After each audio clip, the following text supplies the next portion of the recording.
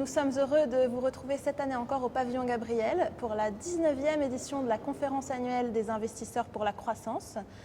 Comme les années précédentes, on vous propose tout au long de la matinée, en parallèle de l'événement, des interviews en direct des personnalités clés qui interviennent ce matin pour l'événement. Et on va commencer tout de suite avec Agnès Naoum. Agnès Naoum, bonjour. Bonjour. Vous êtes vice-présidente de l'AFIC, vous êtes aussi présidente à l'AFIC de la commission Relations Investisseurs et vous allez nous parler de la performance, de l'attractivité du capital investissement français. Alors peut-être pour les gens qui nous regardent et qui n'ont pas les chiffres en tête, est-ce que vous pouvez nous rappeler quelle est la performance financière du capital investissement français ?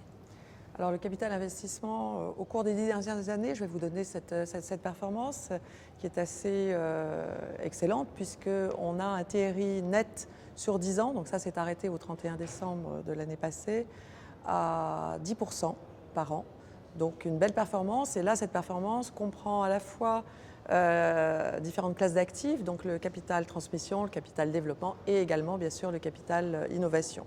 Et quand on regarde les 3 strates de développement du capital investissement, on s'aperçoit que les 3 classes d'actifs sont en augmentation en termes de performance. D'accord. Et si du coup, si on compare un peu aux autres classes d'actifs, qu'est-ce qu'on peut en dire ? Eh bien, si vous regardez les statistiques, pareil, sur la même période de 10 ans, on s'aperçoit que le capital investissement au sens large, donc avec ses 10% nets, surperforme largement les autres classes d'actifs. Si je prends quelques exemples comme le marché coté ou alors les hedge funds ou même l'immobilier, en gros, vous avez des performances sur la même période comprises entre 4 et 6%. Donc le capital investissement procure à ces investisseurs cette surperformance qui est recherchée justement quand un investisseur décide d'allouer de l'argent à cette classe d'actifs. D'accord. Donc ça, c'est sur le plan de la performance financière pure, mais de manière générale, en quoi le capital investissement français est attractif, outre bien sûr l'aspect financier qu'on a bien compris Alors bien sûr, il n'y a pas que l'aspect financier, il y a aussi, en fait on est dans un monde réel. Si je compare avec d'autres classes d'actifs, on est dans le monde des entreprises, des hommes et des femmes. On voit des développements d'entreprises, soit au sein de la France, soit au-delà des frontières, donc ça c'est très bien.